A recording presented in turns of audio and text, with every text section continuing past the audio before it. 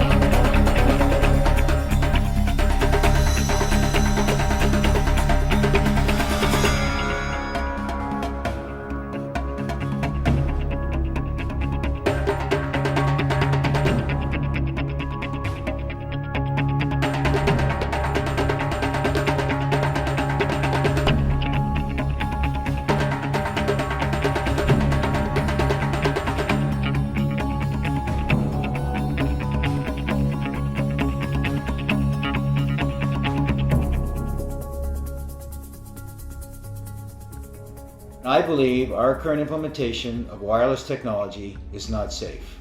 5G technology has not been tested. I am not aware of a single study that shows that 5G technology is safe.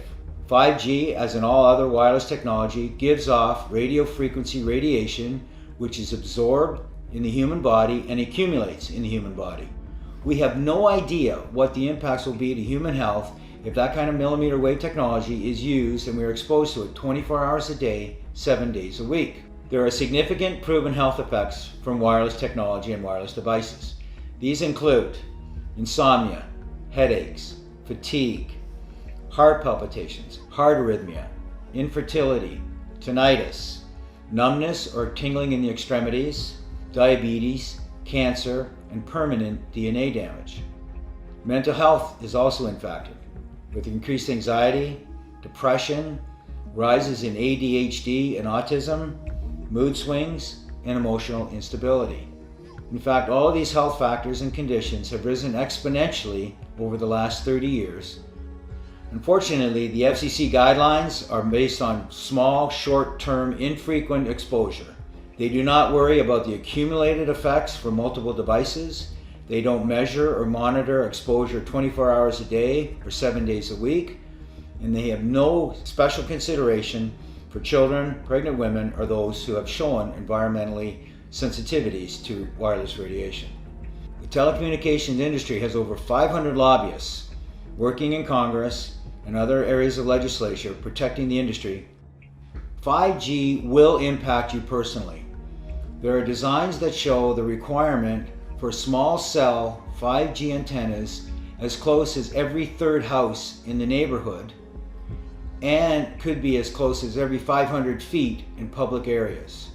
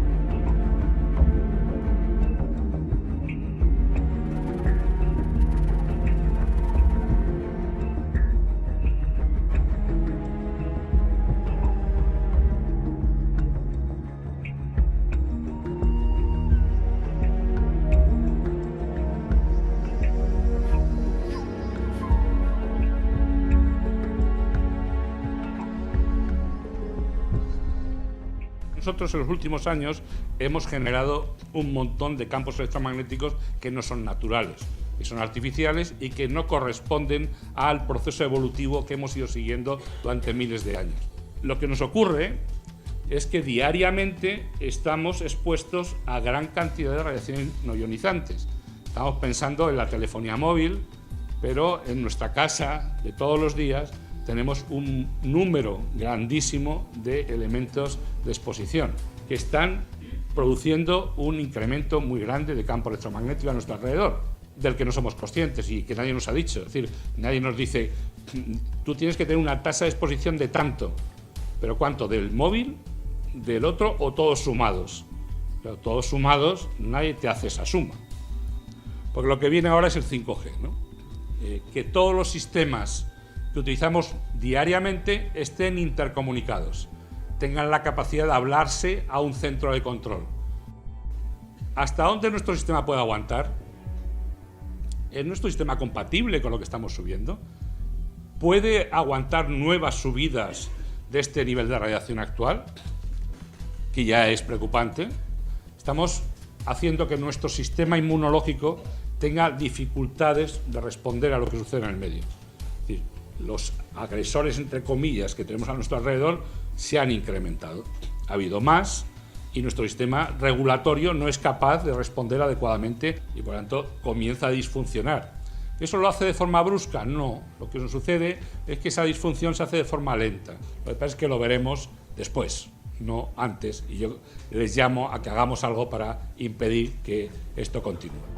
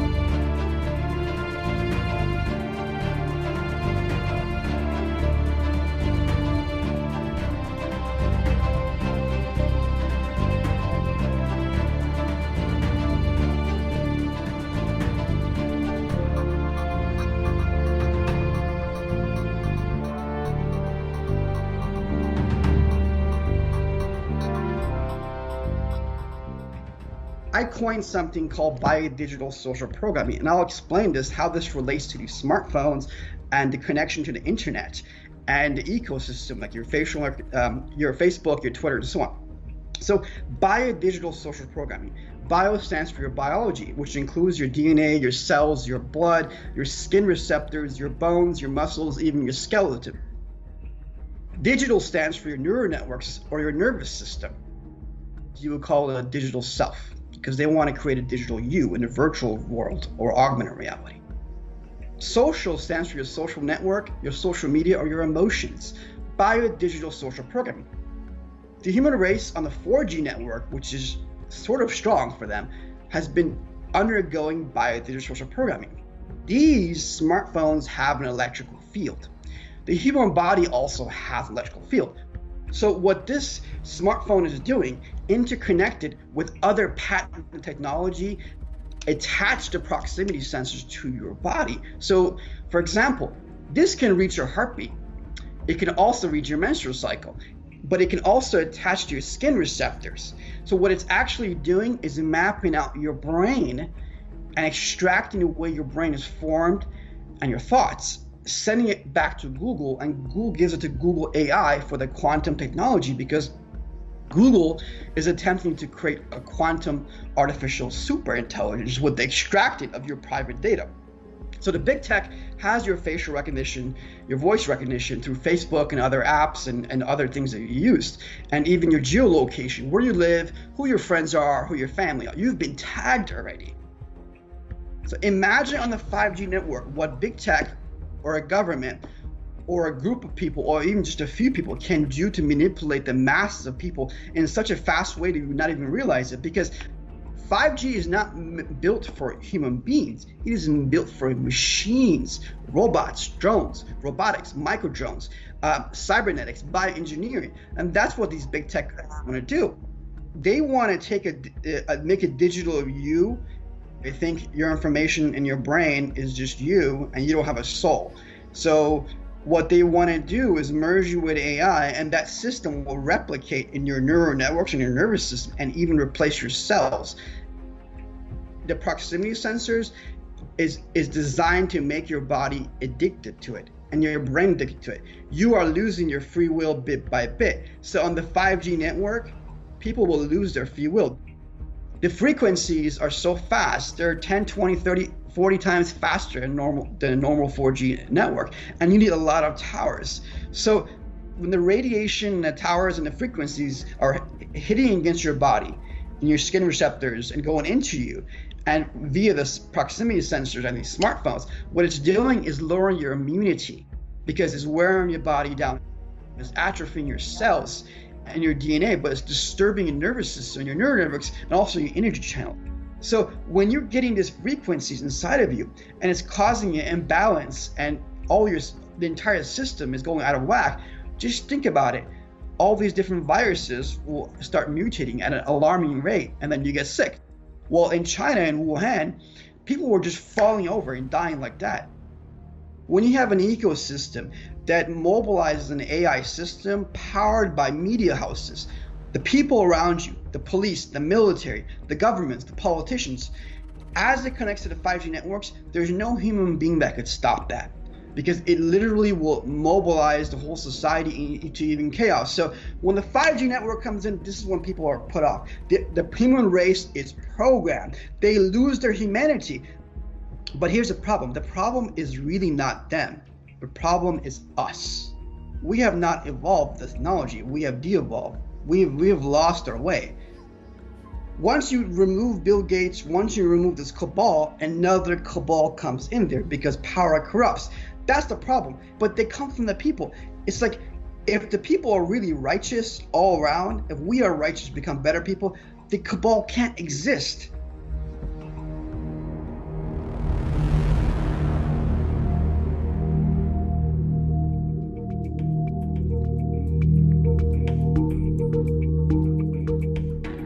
There has been a dramatic and quantum leap in the last 6 months with the electrification of the Earth. Just like the radiation emitting thing in your pocket and on your wrist and that you use all the time. that is not compatible with health. That is a water destructuring device. We are electrical beings, and the chemicals are only the byproduct of those electrical impulses. We are in an existential crisis, the likes of which humankind has never seen.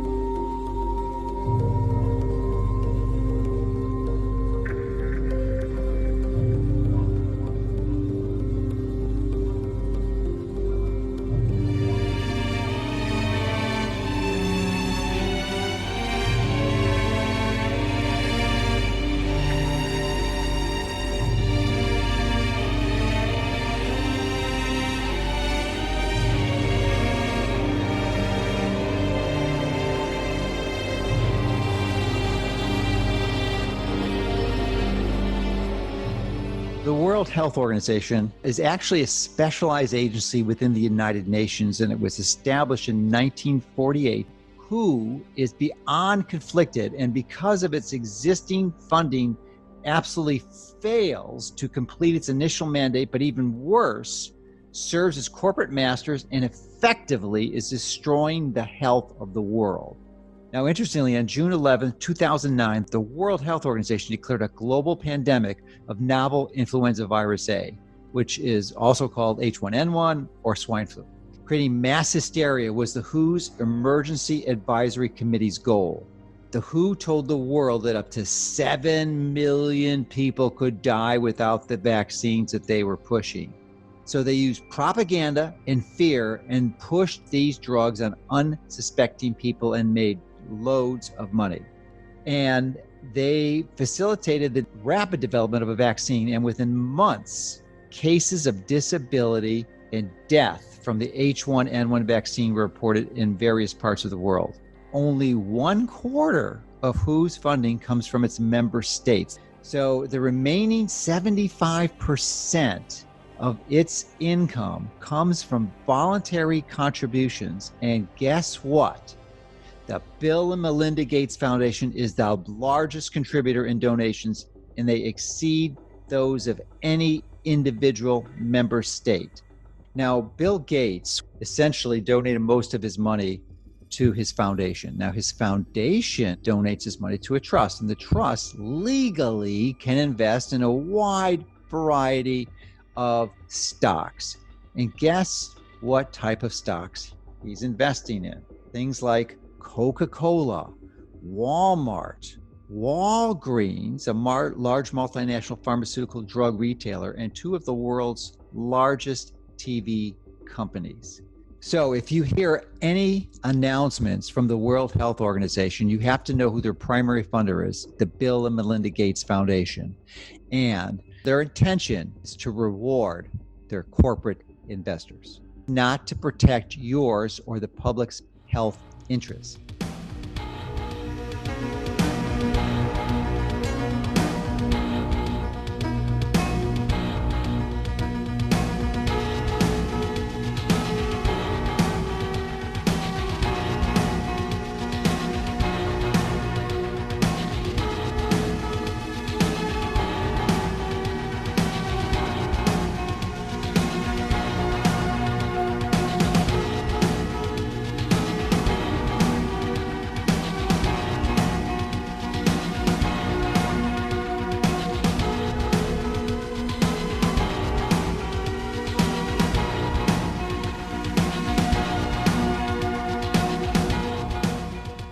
Wir haben im Moment Maßnahmen, die ergriffen werden, und zwar rund um den Globus, die wir eigentlich nur kennen von faschistischen Regimes oder von Militärdiktaturen.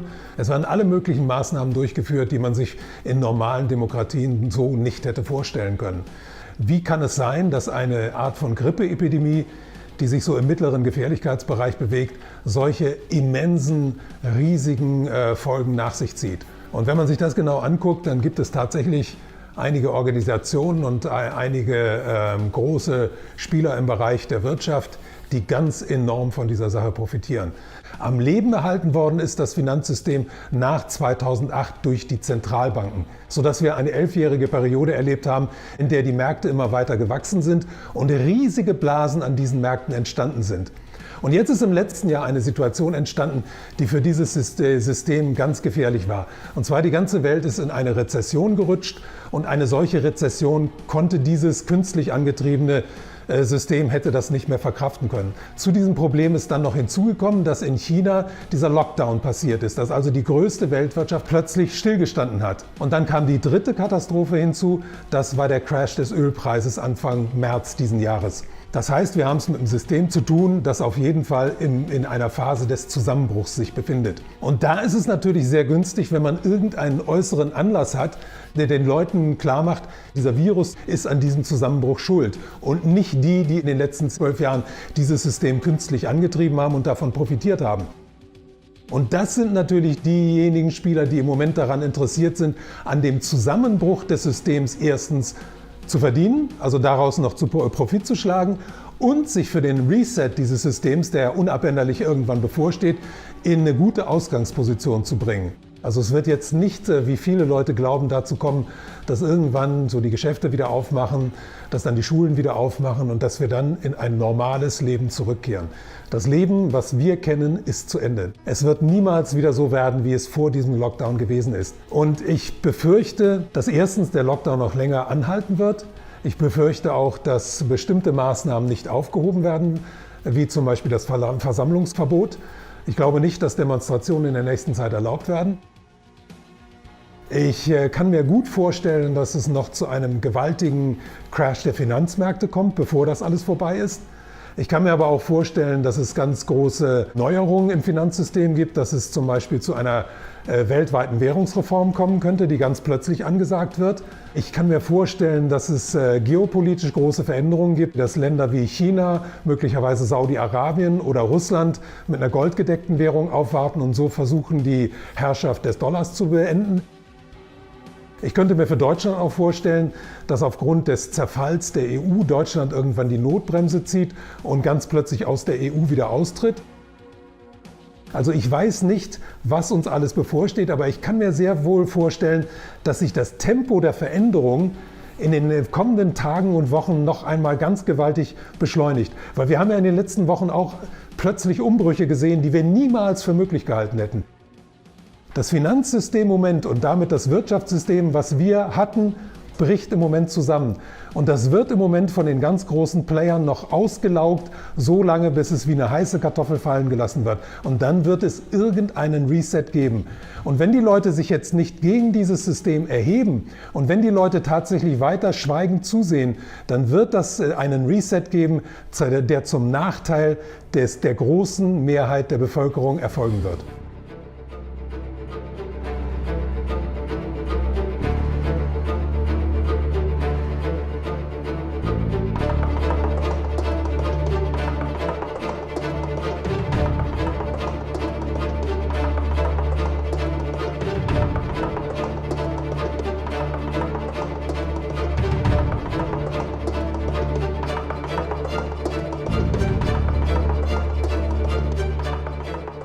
The combined net worth of the 500 richest people in the world has increased by 20%. Elon Musk, Bill Gates, Warren Buffett, Mark Zuckerberg, among others, are the real winners of the pandemic.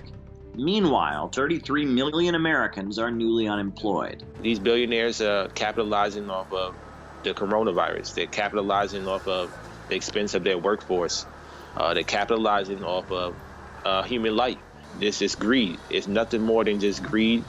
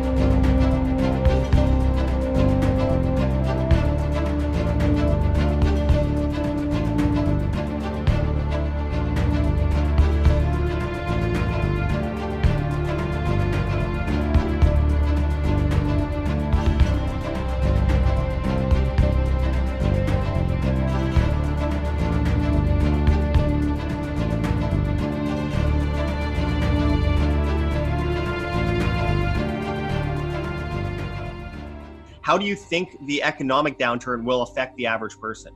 Well, it's going to affect them because it already has. People are a lot poorer, but they don't know how poor they are because they've been tided over with printing a lot of money and passing it out. But that's going to end. The NASDAQ is at record highs. The big companies are making more money than ever before. So it still hasn't solved the problem of maldistribution of wealth, which was the main problem with what we had, because the middle class had been getting wiped out. They haven't even dealt with that problem. And this is going to get much worse, which means that we'll have a weak economy like we have. At the same time, the prices for the standard of living, bread and butter, the whole works, those prices are going to go up. And that means that we're taking a step in the direction of going toward Venezuela and Zimbabwe, where the cash is out there. Because right now, if it turns down, they're just talking about printing trillions of more dollars and sending it out there. But that doesn't work. So the liquidation has to come. And what we're following is probably 10 times worse than what we did in the Depression, which prolonged the Depression from the 1930 up to 1946. It didn't end until World War II ended. So we're on the wrong course. We were on the wrong course. And then that's where the real threat is how totalitarian will our system become? And if you look at this recent thing with coronavirus and the collapse, the totalitarians are still very much in charge. No, it's going to be terrible, and some people won't know how to cope, and they're going to suffer, and the poverty is going to get worse, and people will die over it.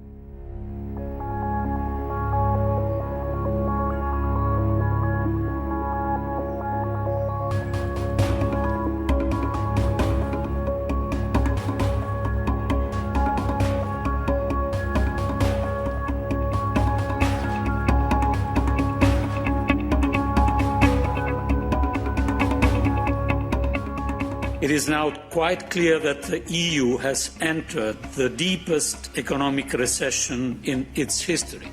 The secondary sickness from the coronavirus is its impact upon economies. The European Union is the latest to announce difficult times on the horizon. Europe is experiencing an economic shock without precedent since the Great Depression. Both the depth of the recession and the strength of the recovery will be uneven. Such divergence poses a threat to the single market and the euro area. Those nations hardest hit by the virus will be the hardest hit financially.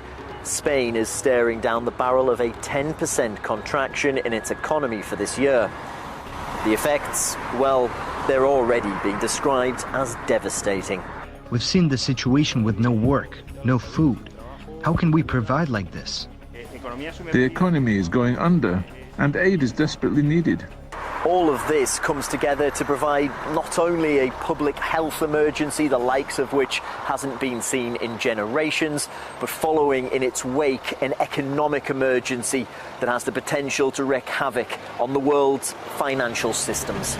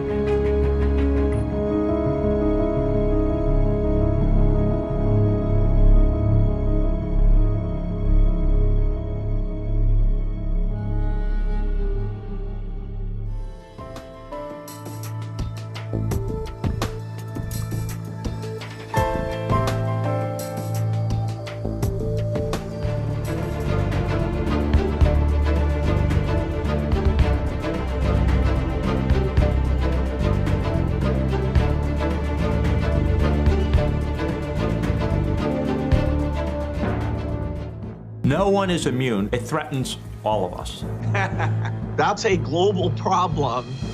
We're going to a different place, which is a new normal. A new normal. A new normal. A new normal. A new normal. New normal. Embrace the new normals. The new normal. The new normal. When we get out of the new normal and get to a new normal. Not normal, but a new normal. The new normal. New normal. There will be a new normal. A new normal. New normal. A new normal. And then the final solution is the vaccine. This will be the new normal until a vaccine is developed. The vaccine. Vaccine. A vaccine. The vaccine for this terrible virus. An amazing vaccine to the entire world. The world awaits a vaccine. The vaccine. The vaccines. The thing that'll get us back is the vaccine. Until we have a vaccine. It's a vaccine. It's a vaccine. A vaccination. A COVID-19 vaccine.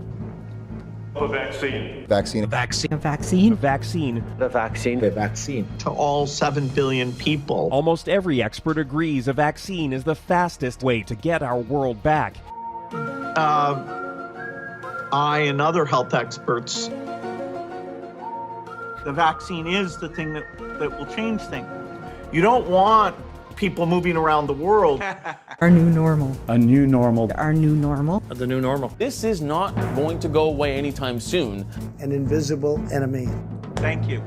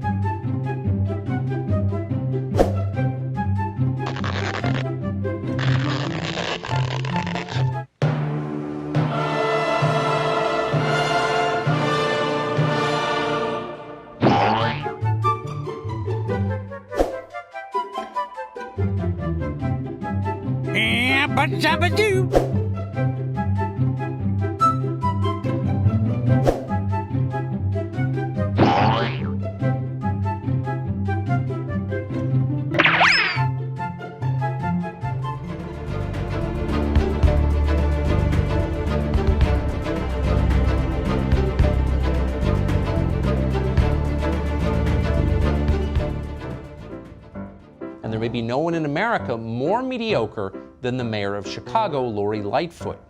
Lightfoot recently announced that anyone who meets privately with friends or even talks about meeting privately with friends on social media will be monitored and could be arrested.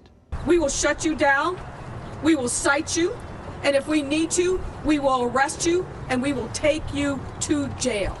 Period. Don't be stupid, don't come out, don't advertise on social media. We're watching you.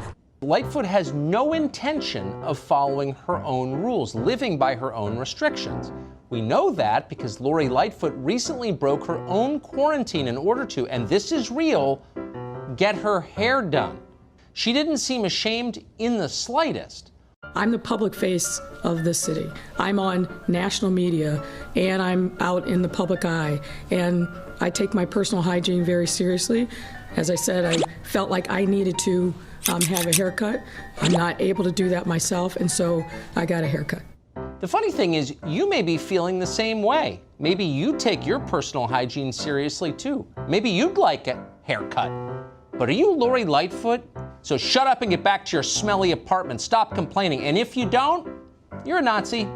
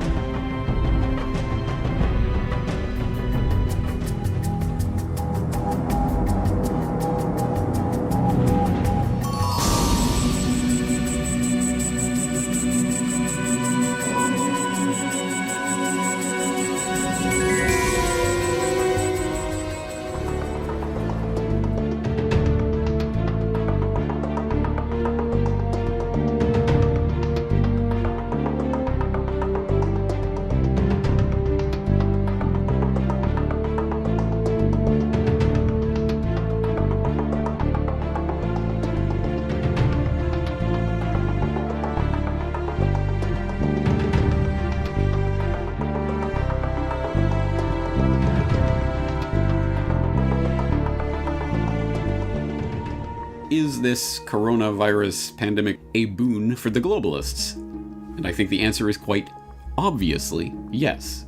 This is the crisis that they need to justify the response, the solution that they already have up their sleeve. And when we start to understand what this agenda is really about, which is total and complete control over every aspect of every human being on the planet, their movement, their actions, their activities, their transactions, their interactions with people, down to the individual level, the complete and utter control of your life in every regard, well, guess what?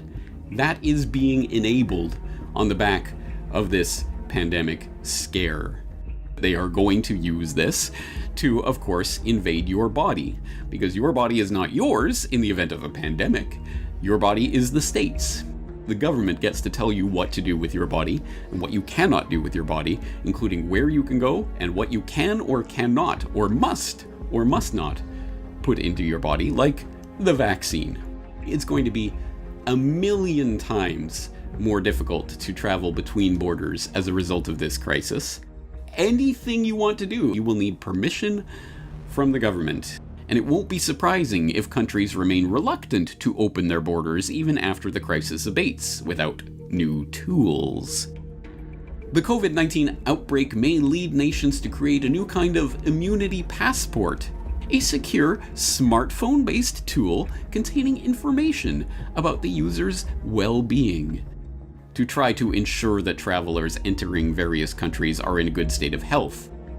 Who's going to bother to opt into a government-controlled app that's going to track everything you do and everywhere you go? Well, there may be a specific reason why you might have such an app, namely, immunity passports could speed up return to work after COVID-19. This is to go to work, to access public transit, to do anything in the public sphere is going to require an immunity passport to show that you've got the antibodies or you've got the vaccine. This is everything that the globalists want, and they are moving on every front simultaneously.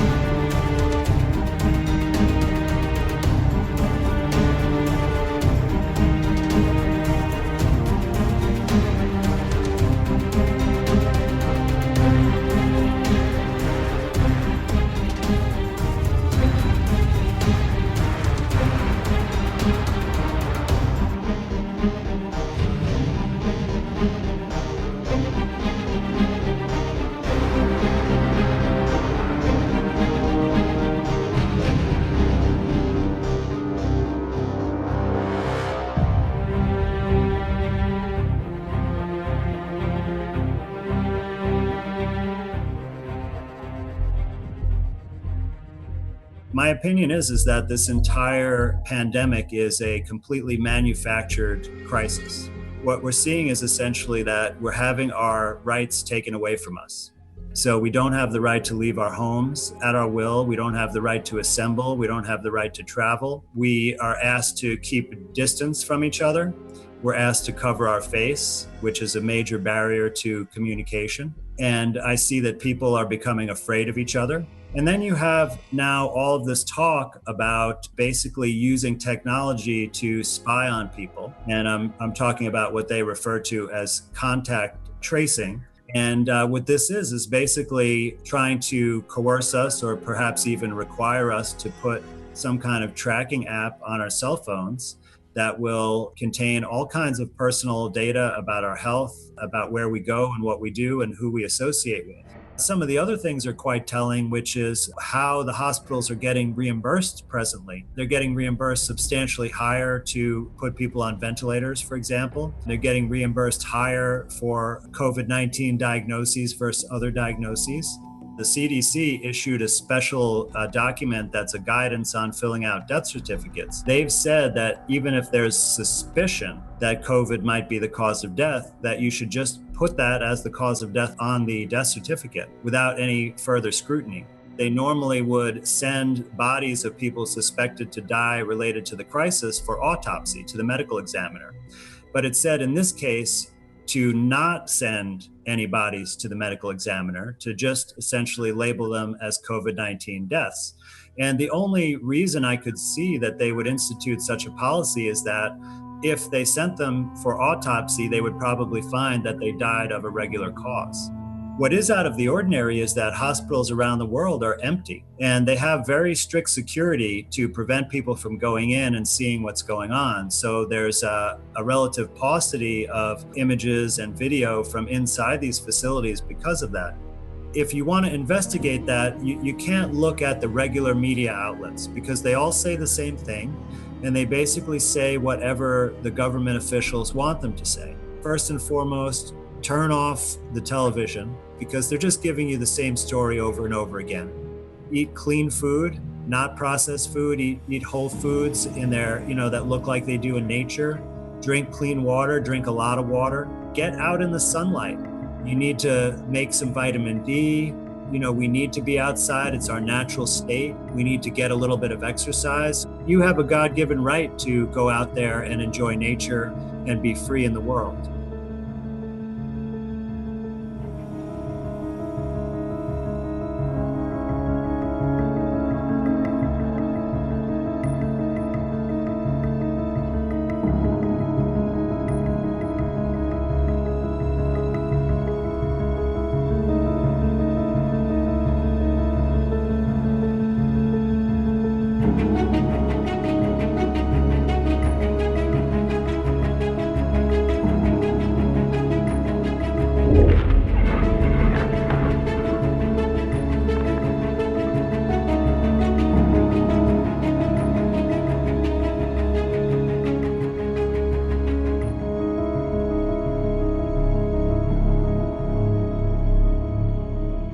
I've seen so many doctors online that have made their own webcam videos, just perplexed by the protocol that the CDC had given them. When I'm writing up my death report, I'm being pressured to add COVID. Why is that?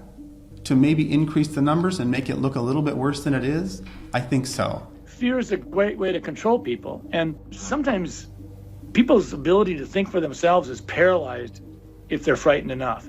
All the things that just don't make sense, the patients I'm seeing in front of me, the lungs I'm trying to improve, have led me to believe that we are operating under a medical paradigm that is untrue.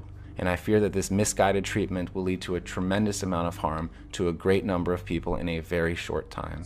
In a survey polling nearly 2,300 doctors in some 30 countries, hydroxychloroquine was ranked as the most effective medication to treat the virus. The AMA was saying, doctors will lose their license if they use hydroxychloroquine, the anti-malarial drug that's been on the list of essential medicine worldwide for 70 years, and they keep it from the people. The game is to prevent the therapies till everyone is infected and push the vaccines. My next question is about Italy. I want to know why Italy was hit so hard. Italy has a very old population. They're very sick with inflammatory disorders.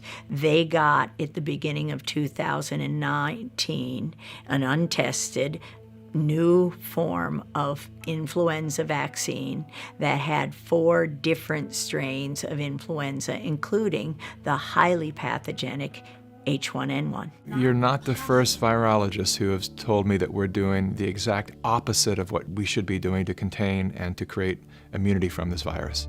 Our immune system is used to touching. We share bacteria, staphylococcal, streptococcal bacteria, viruses. We develop an immune response daily to this stuff. As I shelter in place, my immune system drops. We all come out of shelter in place with a lower immune system and start trading viruses and bacteria. What do you think is going to happen? Disease is going to spike. Wearing the mask literally activates your own virus.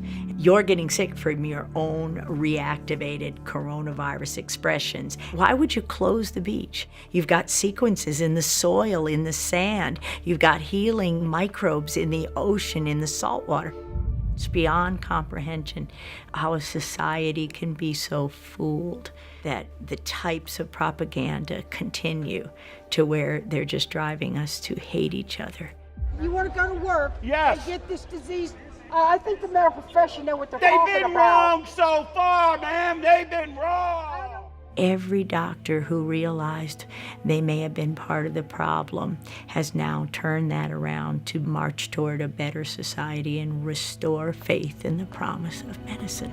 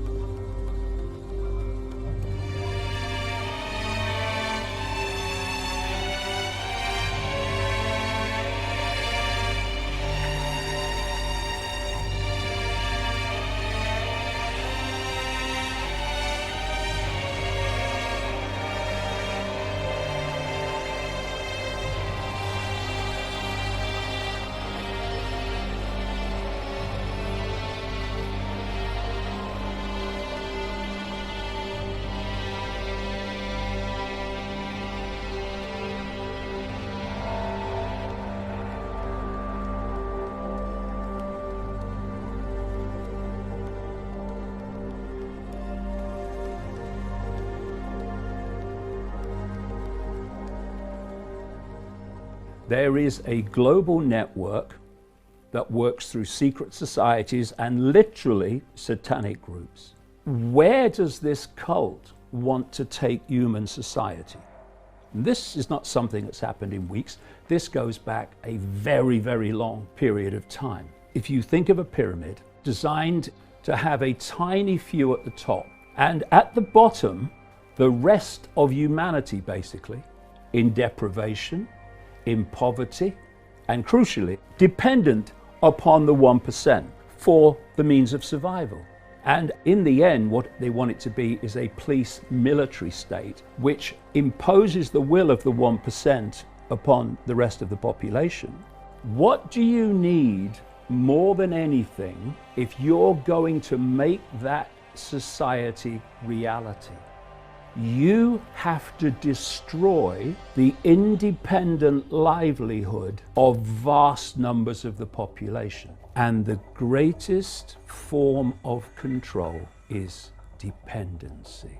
They're going to keep this lockdown going until they reach the point where they think we've now transformed human society and it's irreversible.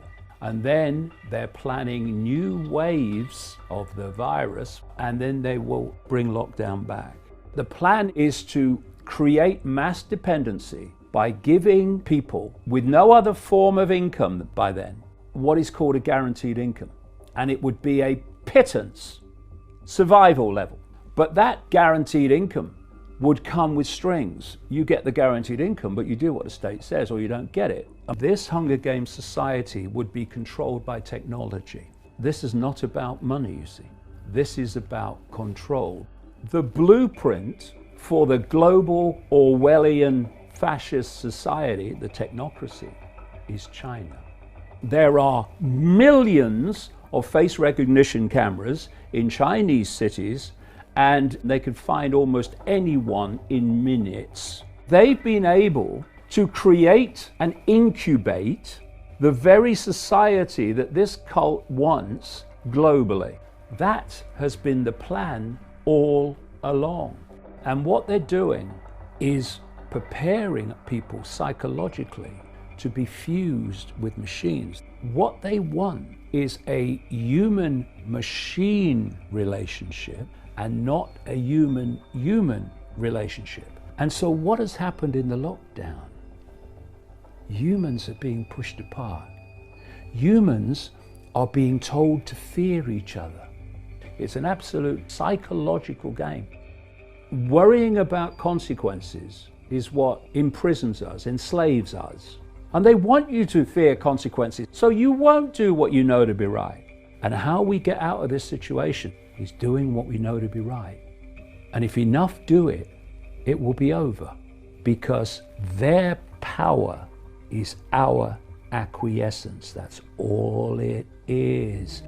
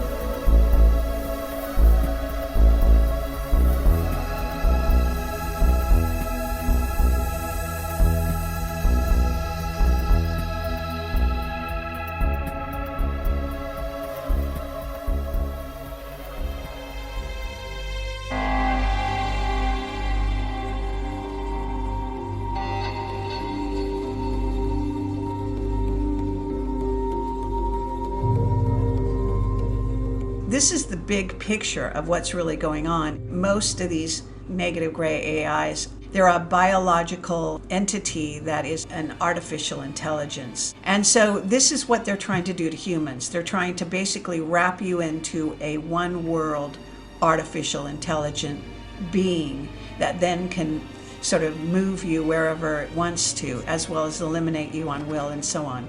So this is what they've done. This is what they're in the process of doing. And we've all, again, elected to be part of this really bizarre situation and challenging game that's being played here on Earth.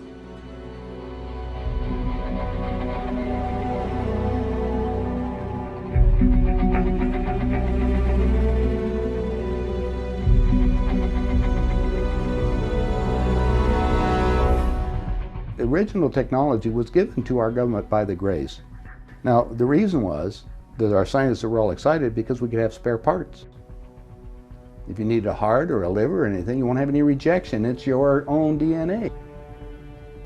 Your physical reality that you have, based on this physical life that you have, this dream, is made up of the experiences that is impregnated on your body and in your mind. Your soul memory is another thing.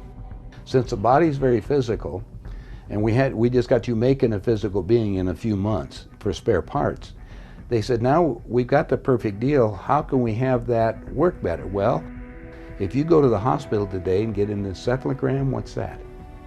That's the memory of your conscious mind. It's on the CD, let's download it on this being. Now we got a walking, talking duplicate that has the total memory that you have, because we just took it off of your own mind. They're people. Remember, these people can think and act, but they don't have soul. Soulless beings. That's true. Now we have another agenda that's going on. There are many extraterrestrials that would like to be in on the game right now, so they can sometimes will come into these physical beings that we've made to manipulate them.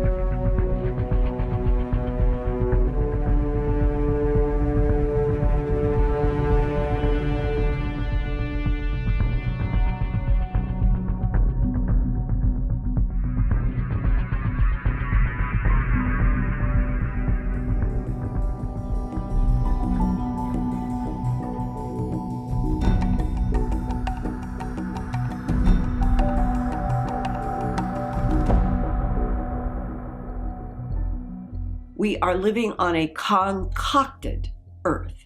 It has been held in a straitjacket by minority forces for at least 5,000 years of what we'll call modern civilization. A Reagan briefing that was given for the president in 1981, saying that our government knew and was studying and collaborating with 5 extraterrestrial biological entities. And that on a list of 5, 1, they call the EBENs as an acronym of that phrase, extraterrestrial biological entities. The next 2 on the list were made genetically by the one on top. So 2 are in the category of autonomous robots, but they're not machines, they're organic. So that means that 2 civilizations out on different planets were made by a prime intelligence. We are beginning to experiment with making autonomous robots, and we're moving into the organic world of cyborgs and making androids and clones that will start out being something that will take human direction. But when does that stop? A prime intelligence is that which has an original source, has evolved organically, and reaches a place of advanced state, mind, body, spirit. That's the assumption of a prime intelligence. If we hadn't had the briefing, we would never have known that the big-nosed greys, by our government's definition, are genetically manipulated and created androids by the EBENs. The abductees that I had interviewed had been exposed to tubes in which there were human bodies, extraterrestrial bodies, all kinds of bodies, And telepathically, the Ebens explained to the humans that had been abducted that they could use a cloning mechanism. All they need is some cells from inside of your mouth, and then they can make a whole one of you, no baby stage, at any age that they want. If we are dealing with advanced beings who can just take sperm, eggs, cells from somebody, put it in this technology, you, me, where there could be a whole bunch of us, duplicated, triplicated, that we don't know that exactly you, me, anybody could be on other planets, all part of a network test in which the bottom line would all have souls, or only the original one from which the genetic material was taken. And if there is some huge value having to do with a soul, and a lot of the non-humans don't have one, that same conversation leads to, who are these 1%ers that have been manipulating and bullying and pushing this world around for the last at least 5,000 years? Are the 1% that control Earth soulless? It is actually a fundamental and very relevant question. It is not sci-fi. What percentage of the current 7 billion are Homo sapiens sapiens? My own personal guess, based on everything I've been exposed to, is maybe 70%. The 30% now on planet Earth are ET, human hybrids. Why should any population of 7 billion consciousnesses, and hopefully most of them having souls, why should they be allowed to be kept in a concocted planet, completely in the dark, on purpose? We can't have those kinds of dialogues until there is an entire political announcement with headlines this big: we are not alone in this universe. And once that has happened, then everything shifts in a paradigm where we have the true nature of our planet, the true nature of our universe, but more than anything else, the true nature of what Homo sapiens sapien is.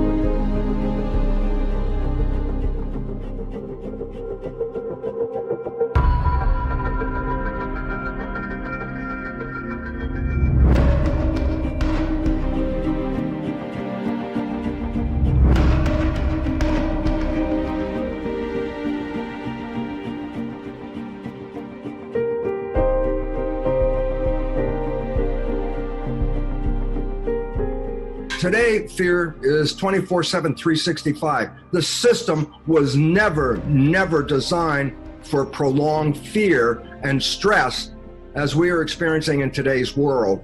And therefore, we have thrown this thing so out of balance just because the concept of the fear is all it takes to shut down the immune system. With the idea of attaching to that flu a fear of rampant death, that changes me from last year, like, oh, I can get the flu. I get the flu every year. I cough, I sneeze, I'm okay. Everything's great. This year, oh my God, if I get the flu, I'm gonna die.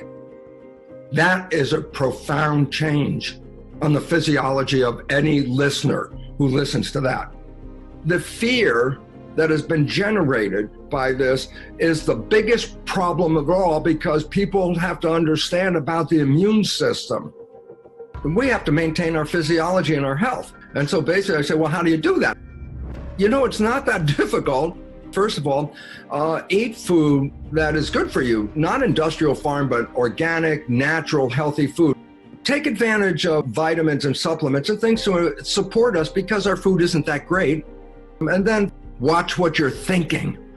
Because the moment you are thinking of stressful things like, oh my God, I'm not working for weeks and on my job, my salary, do I have any money? Am I gonna die? These fears are the primary things that inhibit the function of the immune system.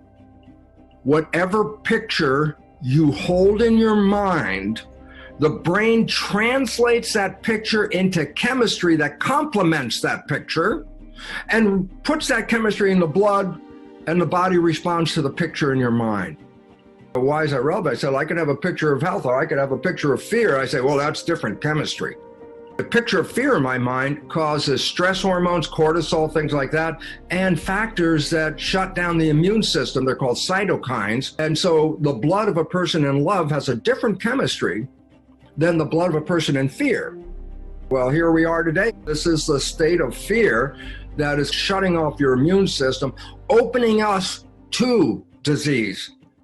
How do I weaken? I say, they're already doing it. The media is weakening your immune system every day, and we're victims of that. Community is a representation of power. When people are in community, they have power. But if you break up the community and separate all the people, no more power. And today, the population is being totally disempowered because of the so-called need for the isolation, which is important. But recognize this, in a global fear, the public has been disempowered to buy the beliefs of some few.